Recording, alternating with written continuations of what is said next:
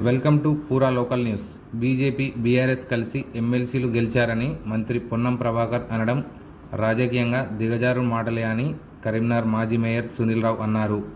కరీంనగర్లో నిర్వహించిన మీడియా సమావేశంలో ఆయన మాట్లాడుతూ 3 ఎమ్మెల్సీ స్థానాలలో ఎక్కడా కూడా కాంగ్రెస్ పార్టీ పోటీని ఇయ్యలేదని ఎద్దేవా చేశారు. సీఎం రేవంత్ రెడ్డి 3 సభలు పెట్టినా కూడా ఓడిపోయారంటే ప్రజలు కాంగ్రెస్ పార్టీని తిరస్కరిస్తున్నారని ఎద్దేవా చేశారు.